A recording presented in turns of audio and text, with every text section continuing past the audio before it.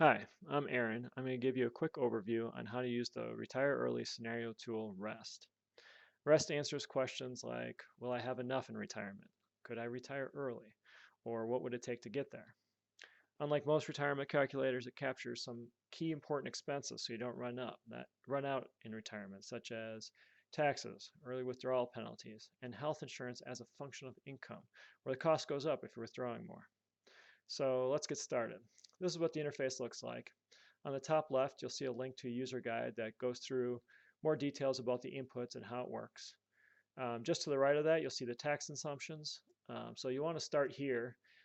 This gives you different marginal tax rates as a function of income. And this is input for a married couple. You can update it if you're single. You're going to have a little bit different tax rates for different income levels. Then after that, we'll go through the inputs, which are all on the left side.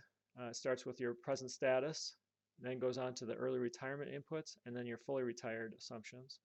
To the top right is your simulation inputs, such as annual interest rate and monthly spending. And on the bottom right, you have your different results. So in this case, this tab shows the principal as a function of age. So starting on the top left, you can see your present status assumption. So what is your current principal? In this case, we have $500,000 set up in the traditional retirement account with annual contributions of $18,000 a year and a cash of $10,000 currently in there. We also, in this case, there's an assumption of your age being 40.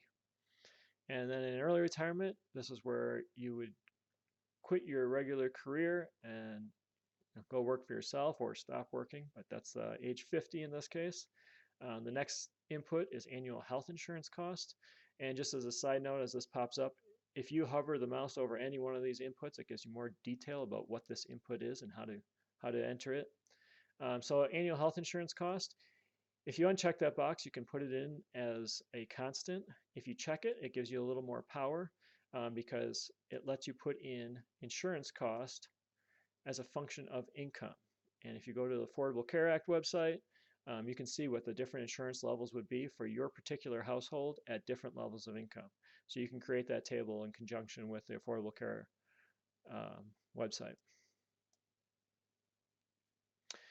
The next input is your annual work income. So this is if you're still doing part-time work or you're working for yourself, what your expected annual income might be. So if you increase that, you can see how that adjusts your principal over time. Similarly, a lump sum income. So say you downsize your house or you get an inheritance, how does that impact your principal? And you can change the date that that lump sum comes by increasing or decreasing the year. The next section is the fully retired, so age 55. This is where it shuts off your annual work-come amount from your early retirement. And then it lets you define things in your later fully retired years, such as Social Security start age. This really gives you that trade-off between taking your Social Security earlier at age 62, but it's a lesser amount, or you can increase it, and then it automatically calculates what the higher income Social Security would be, even though it starts later. The next section is monthly Social Security. If you click the link, this will bring you to a website where you'll get data to put in for this table. And the data basically lets you put in when is your early retirement age. And so you can put in 40, 60, 80. You can put in as much refinement in this as you want. And it will tell you, based on your Social Security number that you input on their website, what your estimated monthly Social Security would be at age 62. And that's the data you want to put in. These are all in today's dollars, and so we don't adjust for inflation. And the reason of that is if you have a calculator that adjusts for inflation, you'll lose the idea of what your value of money is. And so it might show you have like $2 million when you're 65, but that might only be worth $1.5 million. And so that's good to know. And so what you really want to do is keep everything in today's dollars. And so this doesn't do inflation. Alternatively, if you want a simpler option for monthly Social Security, you can just uncheck this box and put in a constant. But this certainly does increase the power of the tool. The next one is monthly Medicare addition. So once you become 65, you get on Medicare, so you don't have health insurance anymore, but you might have additional expenses that are not covered that you want to budget for. The next one is annual pension. So after 65, how much would your annual pension be? So you can put in the constant again, or you can put it in as a function of your early retirement age. So when you quit that career job that has that pension. And this is nice because if you stay with that job longer, your pension is likely to increase.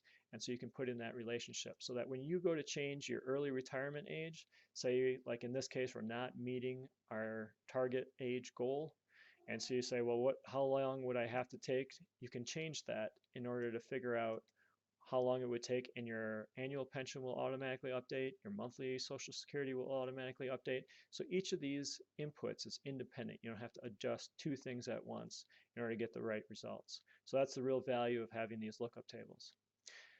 The final entry is your life expectancy. In this case, it's just entered as 100. You can also have it put in an average for you, and it estimates the average based on your current age. How long do people who are already alive at this age typically live till? And if you want more details for that, you can click on the website link there. All right, the next section is your simulation. So this is what average annual interest rate you want to do, or if you want to simulate the S&P 500 from a given start year, you can also do that. You can see like the 6.7 shows up in the interest rate on the results chart, just for reference. And if I change it to a market year, you can see how it changes over time. And this wraps around. So once it reaches today's market, it then wraps back to the very first year that starts. I think it's 1929. So you get to go through the Great Depression and show the impacts of what that would have been on your finances. But basically, it wraps around through the market. So you always have market simulated years. The next section is what is your monthly spending? And so this is the spending above and beyond what your health insurance cost would be. So the health insurance is calculated separate. So this is what are your credit cards and bank statements say you're spending each month that is not related to health insurance. Now here in this case, we're not meeting our target life goal. If you want to find out, well, what is that monthly spending? If we cut it down that would meet that, you can check this box here and it back calculates what that amount would be. So at $5,543 a month, we would make it to our goal. So that's what that checkbox does. So in this scenario, we're not meeting our target goal of 100 years old that we've entered. That brings us to our second tab, pathways. So if we want to find out, well, what would it take to get there? If we click update, it shows us. It says, well, you can increase your work contributions. Currently they're at 18,000. If you increase them by 9,000 more, then you will make your principal extend all the way to being 100. So let's just try that. So we want to increase it 9,000. So we're now at 27,000. And you can see that we indeed did reach 100 years old. So by increasing your annual contributions for the 10 years you have left, that's one pathway to getting there. Now looking at some other options, another one is your early retirement wait years. Currently, our early retirement is set at 50 and we're 40, so that's 10 years. If you wait one more year, that's another pathway to meeting your goal. And so let's just do that manually. You can see here, sure enough, we are now meeting our goal. A couple other pathways, you can increase your early retirement income by $22,000. That will also reach your principal, your retirement goal. Or increase your lump sum by 100. So downsize your house even further, and that's another option to get there. The next tab shows another interesting statistic, which is what's the likelihood based on the S&P 500 market, what is the likelihood you're going to meet your target goal rate if we simulate all the different starting years. And so if we click the update button, you can see it cycle through all the different simulation start years and record the results here. And it shows that in this case, we're going to have a 38% success rate.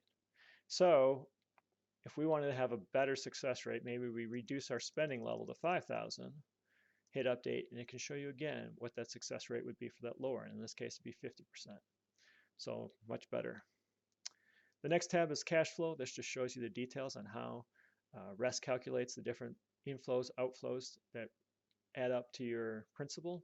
So you can add these checkboxes to see more details or take them away to see less. And the final tab is today's market. So this is doing the same thing as the S&P 500 simulation tab, except it only picks market years that look similar to our current one. So that's an overview of the Retire Early Scenario tool. I hope you find this as useful as I have. Thanks.